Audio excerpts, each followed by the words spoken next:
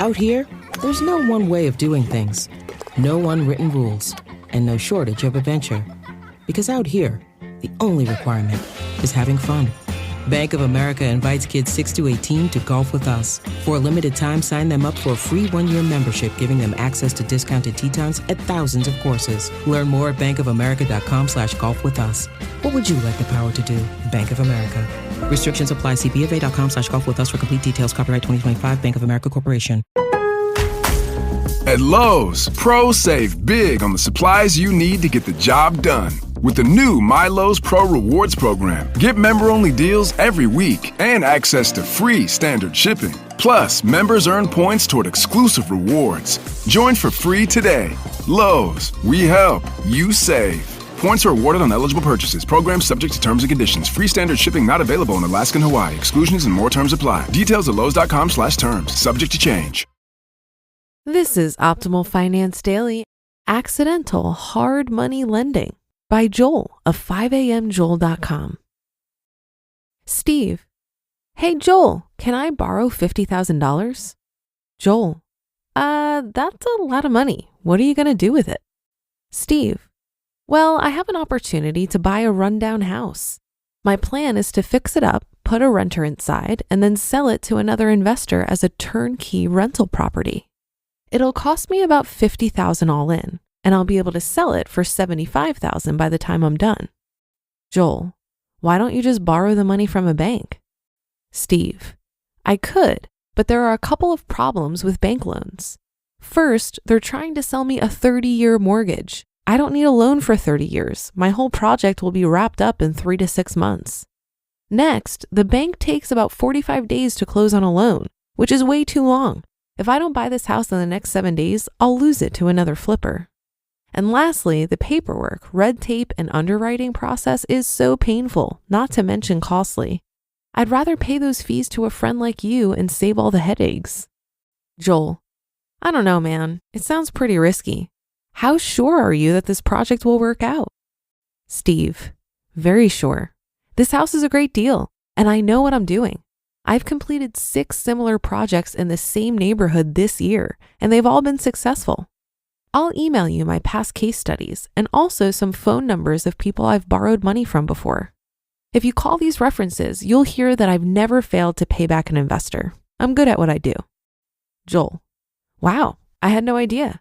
Are you putting in any of your own money too? Steve: Yes, a little. I've already paid the $4,000 deposit on the house and about $800 for some inspections. You would be putting in the bulk of the money for this project, but I do have some skin in the game. Joel: Okay, so if I did loan you $50,000, how much money will I make back in return? Steve: Now we're talking. I'll pay you a 15% annualized return for however long the project takes. If the project takes 6 months, your return will be $3,750. The absolute maximum this will take is 1 year, in which case your profit will be $7,500. Joel: Dang, that's pretty good. More than the average returns I'm getting with my index funds. And I like the fact that this is a rather liquid investment. I'll have all my cash back in under a year. Steve: Exactly. It's a shorter term investment that gives some diversification to your overall portfolio. Joel: Okay, let's take a step back and talk more about the project risks. I have some questions. Steve: Sure. What do you want to know? Joel: What is the absolute biggest risk in this investment? Steve: The single biggest risk is me and my team not executing against our business plan. This is where 90% of house flippers and new investors go wrong. You see, any person can buy a cheap house and have good ideas to fix it up. But if they don't stay focused, follow through, and execute at a fast pace, then the project will fail. I take great pride in the well-oiled rehab business I've built.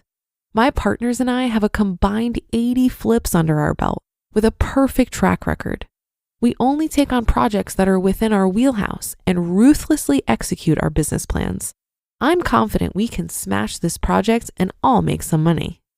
Joel: Great answer, but I thought that the biggest risk would be the economy crashing, like what happened in 2008.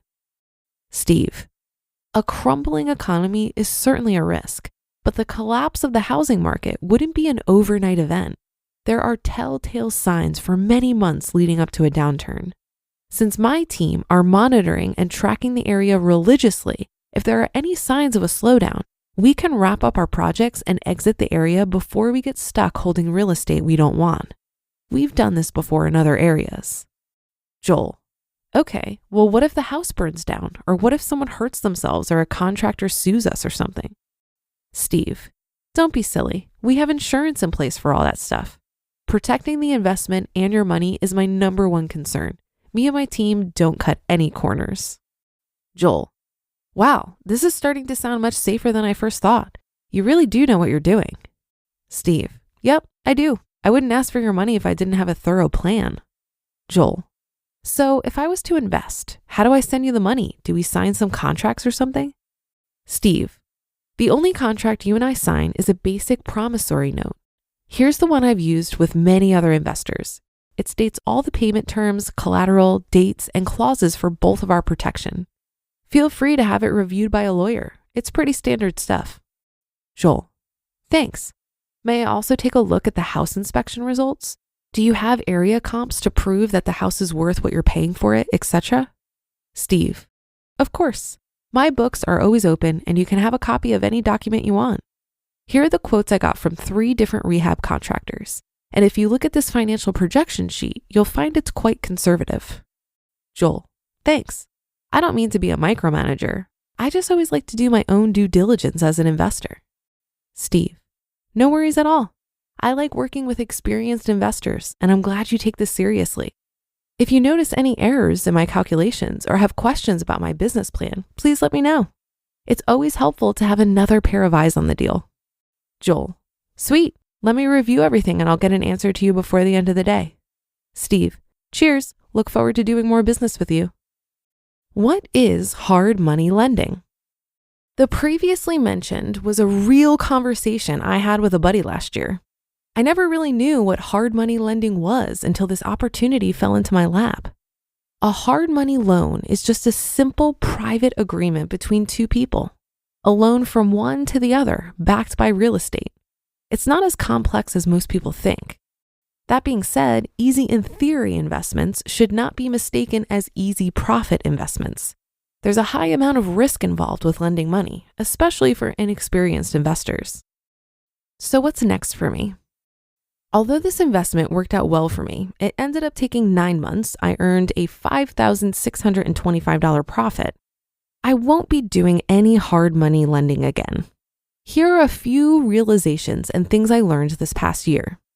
Number 1, in the exact 9-month time frame I was in this investment from December 2018 through September 2019, the S&P 500 index returned an annualized 22%. I only earned 15% and in a much riskier way. Number 2, trustworthy flipping partners and well-vetted deals are hard to find. It could be many months before I find another good deal. Sitting on $50,000 in cash in the hopes that I stumble across another hard money lending deal isn't smart. And number 3, being completely honest, I was kind of my pants in months 6 to 9 of this deal. Although Steve said it could take up to a year, my expectations were higher. That's my own fault. I don't really enjoy investments that make me worry or I get nervous about. All in all, I'm going to stick to syndications and buy and hold fourplexes as my primary strategies going forward.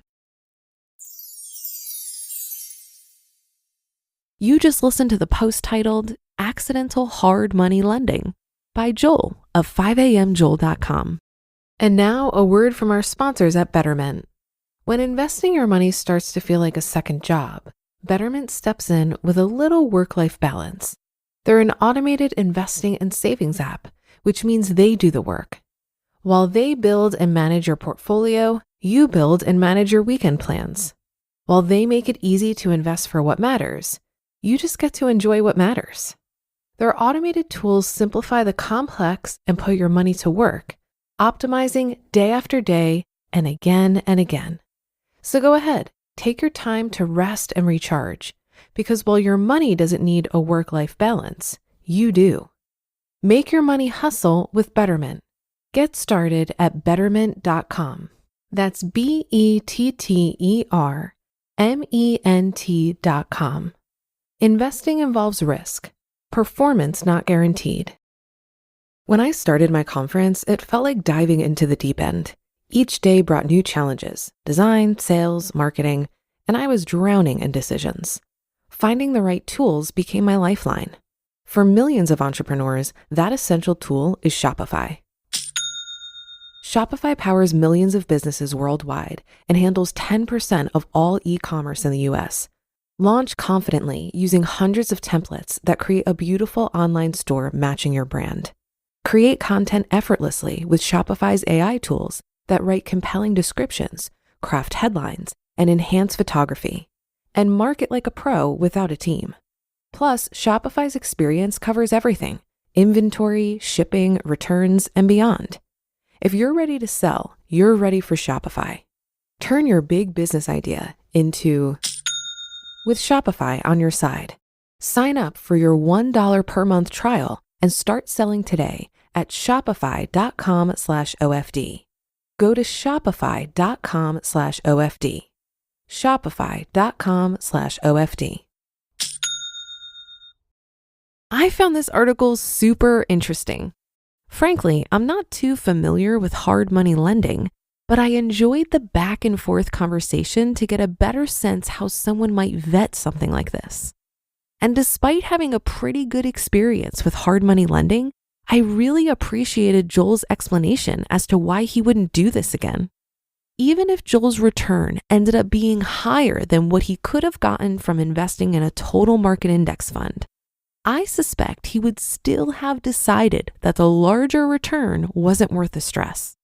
There are so many ways that we can invest our money, but I think we need to pick the ways that best align with our unique skills, preferences, and circumstances.